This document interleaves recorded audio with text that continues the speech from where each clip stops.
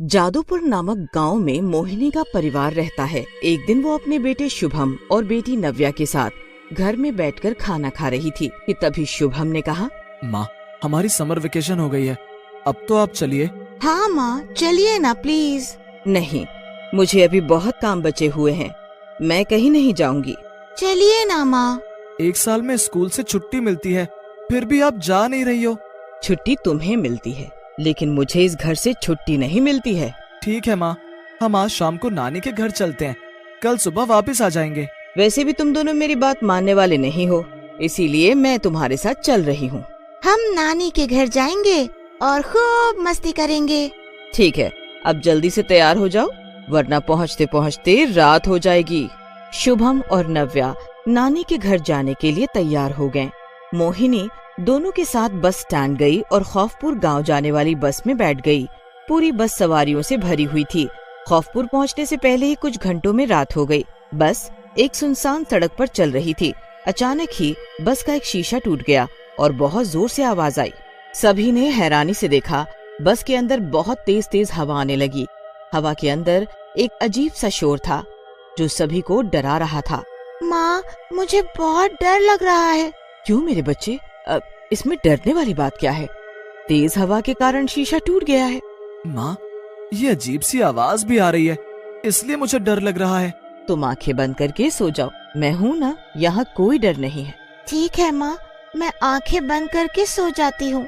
शुभम और नव्या दोनों ने आंखें बंद कर ली, लेकिन उनके मन में डर अभी भी बैठा हुआ था।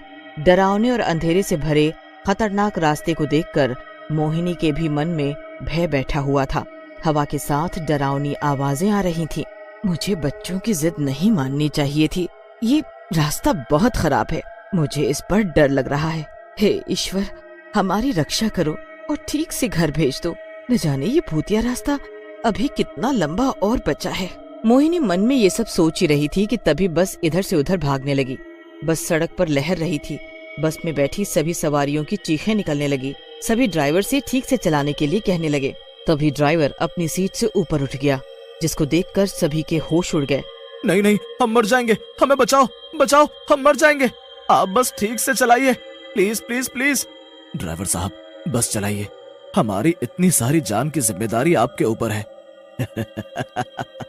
आज कोई नहीं बचेगा, आज मैं किसी को भी जीवित नहीं छोड़ूंगा। आज इस बस में एक भी आदमी जीवित नहीं बचेगा। आपकी हम सबसे क्या दुश्मनी है? प्लीज आप बस चलाइए, वरना हमारे साथ आप भी मारे जाएंगे। मौत और मुझे।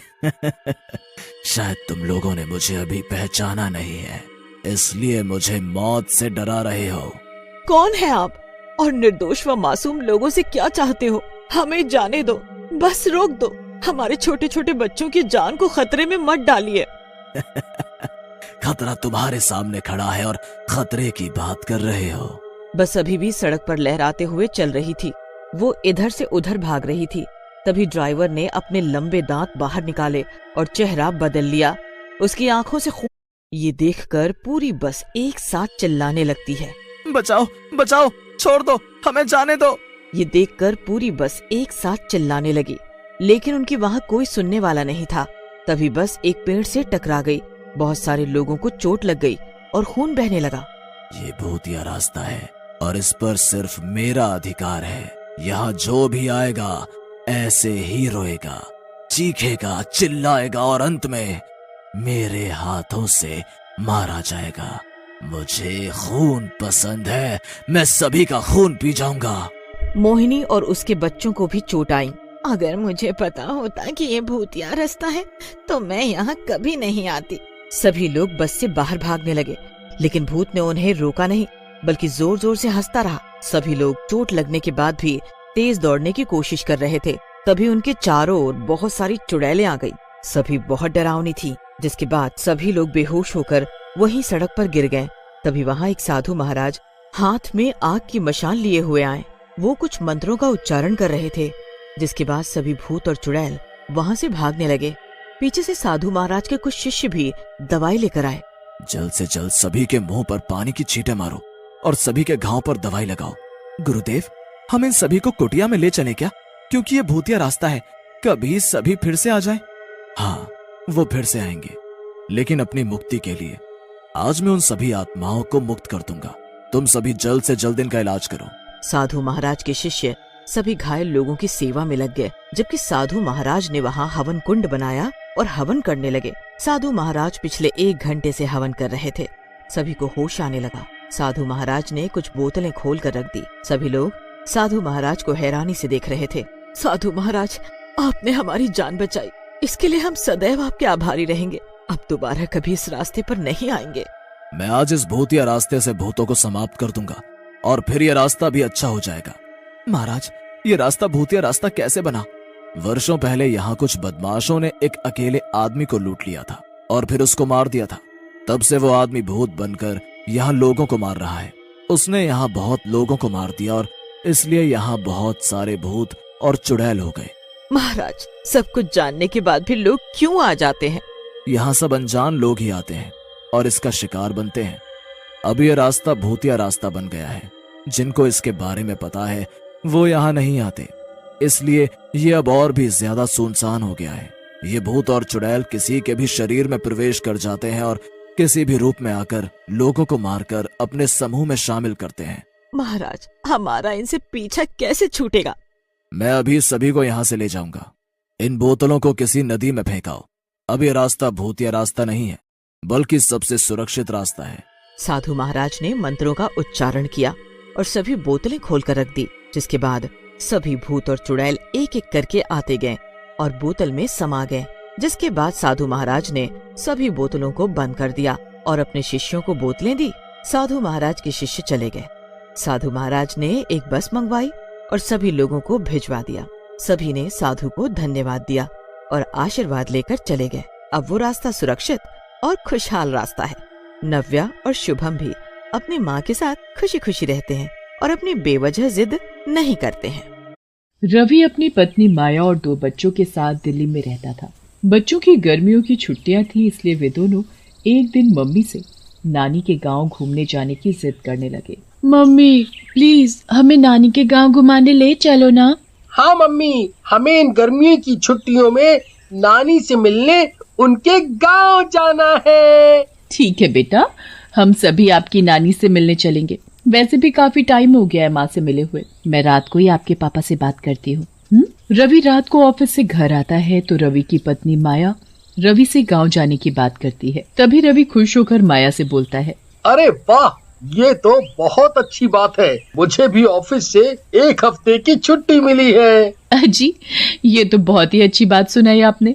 ठीक है, तो कल शाम को ही गांव के लिए निकल लेते हैं।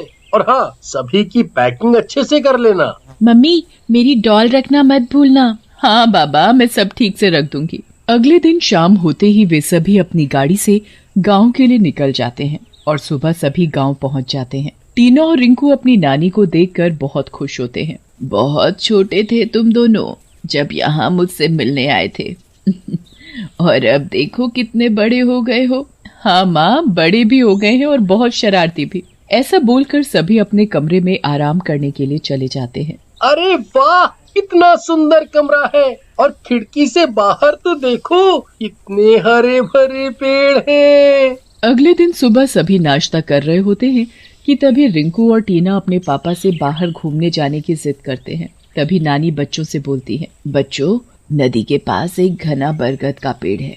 उस पर एक झूला लटका हुआ है। वहाँ कोई नहीं जाता, इसलिए तुम दोनों भी झूले से जरा दूर ही रहना। पर क्यों नानी, ऐसा क्या है उस झूले में? तभी नानी तेज आवाज में टीना से बोलती हैं, एक बार बोल दिया ना, नहीं जाना। ओके नानी, हम वहाँ नहीं जाएंगे, पर अब तो हमें बाहर घूमने जाने दो ना। फिर वे दोनों गांव में घूमने के लिए चले जाते हैं। तभी गांव के कुछ लोग रिंकू और टीना को देखकर बोलते हैं, अरे बिटिया, तुम कौन हो? पहले तो कभी नहीं देखा तुम दोनों को। आए? जी अंकल, हम इस गांव की नहीं हैं। हम दिल्ली से आए हैं अपनी नानी से मिलने और अब गांव में घूमने के लिए निकले हैं। ये तो बहुत ही बढ़िया है बेटा, पर एक बात का ध्यान रखना तुम दोनों। पर वो क्या अंकल? के पास बरगद के पेड़ पर जो झूला बंधा है वहाँ मत जाना, ठीक है? जी ठीक है। मगर टीना कहाँ मानने वाली थी। वो रिंकू से झूले को देखने की जिद करने लगती है। टीना रिंकू से बोलती है, अरे भाई प्लीज मुझे झूला देखने दो, मैं सच्ची बोलती हूँ कि मैं उस झूले से दूर ही रहूंगी। प्लीज भाई मान भी जाओ ना। ठीक है, बस दूर से ही देखना। वे दोनों बरगद के पेड़ से लटके उस झूले के पास जाते हैं और झूले को देखने लगते हैं। अचानक से झूला धीरे धीरे हिलने लगता है, जैसे उन्हें अपनी ओर बुला रहा हो। टीना झूले के पास जाती है और उस पर बैठकर झूला झूलने लगती है। तभी रिंकू गुस्से से टीना से बोलता है, टीना, मैंने तुम्हें कहा था ना कि झूले से दूर रहना। अरे भाई देखो ना, झूला झूलने में कितना मजा आ रहा है, एक बार आप भी झूल कर देखो। ओफो, अब चलो यहाँ से। अगर नानी को पता चला तो वो बहुत गुस्सा करेंगी। फिर वे दोनों वहाँ से चले जाते हैं। कुछ देर बाद रात हो जाती है। टीना अपने मम्मी पापा के साथ उनके कमरे में सोने चली जाती है और रिंकू अपनी नानी के साथ सो जाता है। आधी रात हो जाती है। तभी बाहर से आवाज आने लगती है, जैसे कोई टीना को बुला रहा हो। टीना उठकर आवाज के पीछे चल देती है और वो उसी झूले के पास पहुंच जाती है और झूला झूलने लगती है। रात को टीना की माँ पानी पीने के लिए उठती है और देखती है कि टीना वहां नहीं है। वे पूरे घर में टीना को ढूंढती हैं, पर टीना कहीं नजर नहीं आती। वे परेशान होकर टीना के पापा को उठाती है और बोलती है, अजी उठिए, देखिए ना टीना न जाने इतनी रात को कहाँ चली गई है। अरे भाग्यवान, इतनी रात को कहाँ जाएगी? देखो जरा, अपनी नानी के साथ सो रही होगी। अजी मैंने माँ के कमरे में भी देख लिया और तो और पूरे घर में भी देख लिया, कहीं नहीं मिल रही टीना, न जाने कहाँ चली गई मेरी बच्ची। हे भगवान, इतनी रात को कहाँ जा सकती है? चलो बाहर जाकर देखते हैं। शोर सुनकर नानी भी उठ जाती है और बोलती है, अरे आधी रात को इतना शोर क्यों मचा रखा है? क्या हुआ? अब कोई कुछ बोलेगा? माँ टीना कहीं नहीं मिल रही है, ना जाने कहाँ चली गई। ऐसा बोलकर सभी टीना को गांव में ढूंढने निकल जाते हैं और टीना को ढूंढते हुए सभी उसी झूले के पास जाकर पहुंच।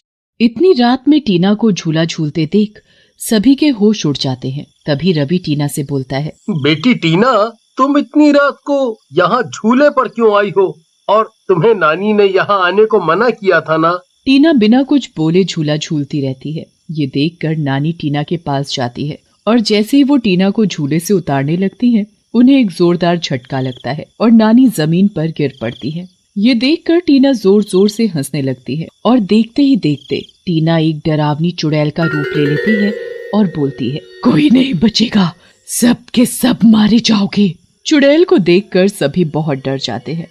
हे भगवान, ये क्या हो गया मेरी बच्ची को? ऐसा बोलकर टीना की माँ जोर जोर से रोने लगती है। तभी नानी तेज आवाज में हनुमान चालीसा सुनाने लगती है।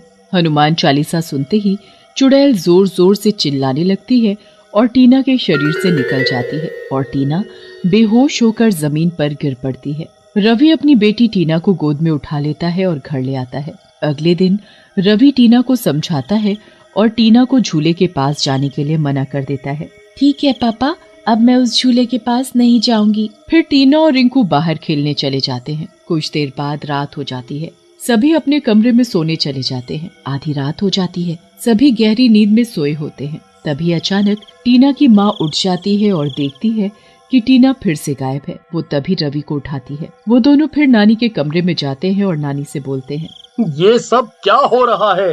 अरे क्या हुआ दामाद जी, इतने परेशान क्यों हो? मेरी बच्ची आज फिर अपने कमरे में नहीं है। हे भगवान, कहीं टीना फिर से उसी श्रापित झूले के पास तो नहीं चली गई? तभी नानी रवि और अपनी बेटी को सरपंच जी के पास ले जाती है और सरपंच जी को सारी बात बताती है। सरपंच जी गांव के कुछ लोगों को इकट्ठा करके उसी झूले के पास ले जाते हैं और देखते हैं कि टीना उसी झूले पर बैठी झूला झूल रही होती है।